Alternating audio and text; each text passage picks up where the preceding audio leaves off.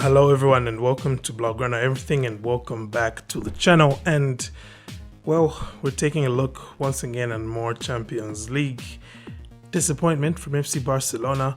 3-3 draw at home against Inter Milan, and this time around, like last week, I did not shy away from pointing the finger at the officials for some terrible decisions that they made, which did cost Barcelona then.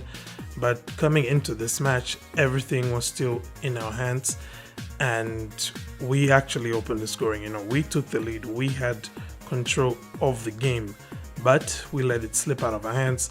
And this time around, I believe that we are FC Barcelona and FC Barcelona's players and manager as well, of course.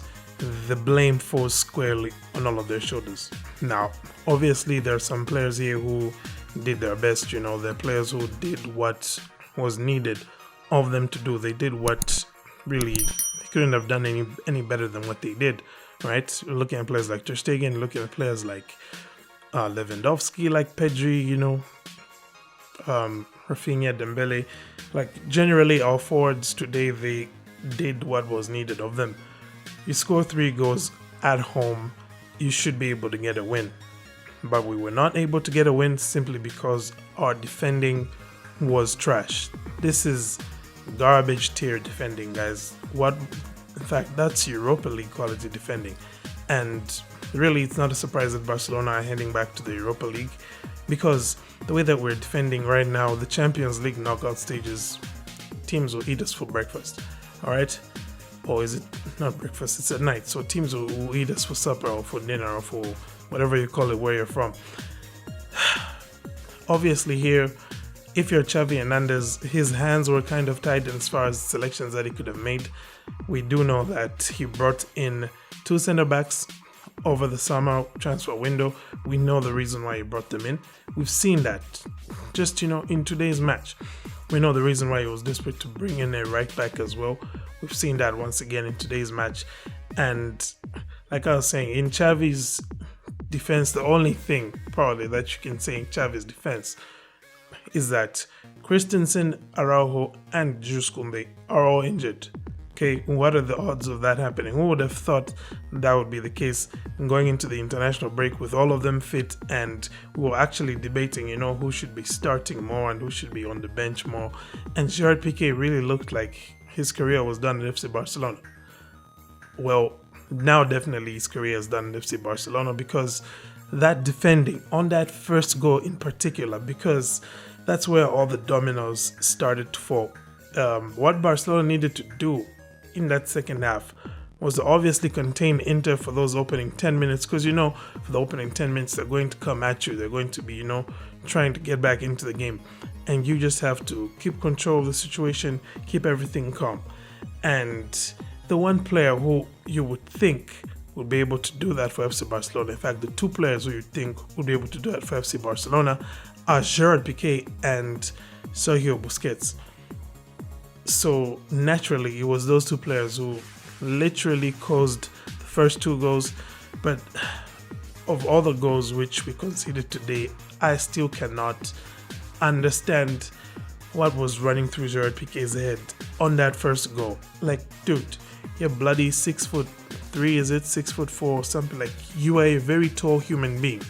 If the ball is being played in and it is within range for you to head it, I don't care if you think there's nobody behind you, just head the freaking ball away. Honestly speaking, probably the worst piece of decision making I have seen from Gerard Piqué in his entire career at FC Barcelona. Obviously with the 3rd goal he's at fault there as well, but anyway, I don't really know what to say in this regard. But like I said, there was an excuse for Xavi Hernandez in as much as his defenders, who he would have started in this game without a doubt, were all injured.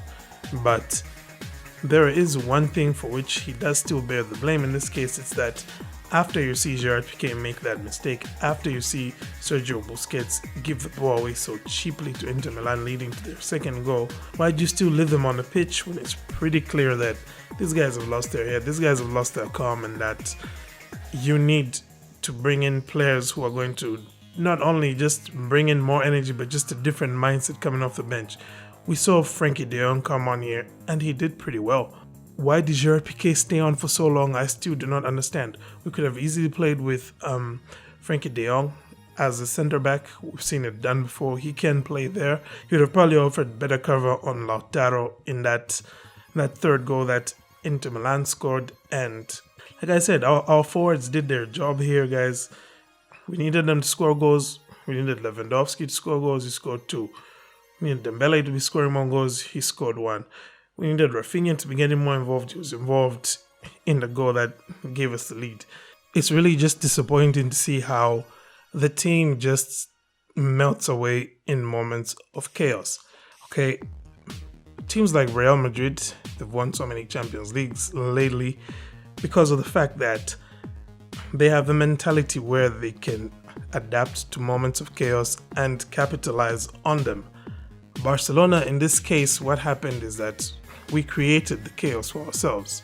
Gerard Piqué, with that moment there, when he could have headed the ball away, but he didn't, he created a moment of chaos. Inter Milan score from it.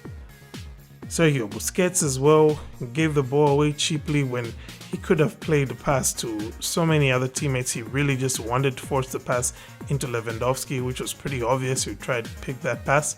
Inter Milan took the ball from him and they went down the other end and they scored as well. Moments of chaos. Like, just look at the way that Lautaro shot goes in. Like, how many times out of 10 does that ball not go into the back of the net, right? 9 times out of 10 it doesn't go in. That's the one time when it does go in, because it's just in that moment of chaos. And it's chaos that Barcelona created for themselves. It's not chaos that comes about because Inter Milan are playing such a brilliant game, right? And of course, full respect to Inter Milan. They did what they needed to do. They took their chances when they got them. They could have scored more goals in this match had it not been for Ter Stegen. He made some really, really big saves, especially right there at the death. Kept Barcelona mathematically alive in the Champions League. But look, we all know where this is going.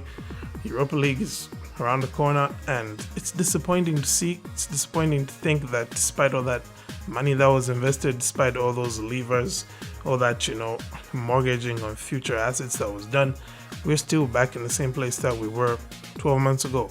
So yeah, obviously we're in a better position, like league-wise and whatnot. We are more competitive, but here we are in the Champions League once again, staring down the barrel of an embarrassing elimination in the group stages. So yeah, I don't really know what else to say here, guys. Let me know your thoughts on the match in the comments. I couldn't even do like my usual format of match reviews here because it's just like I don't really have the energy for this, guys. I have had it up to here with Barcelona in the Champions League and choking. So yeah, let me know your thoughts in the comment section. Thank you for tuning in. Have a great day, and Forza Barca.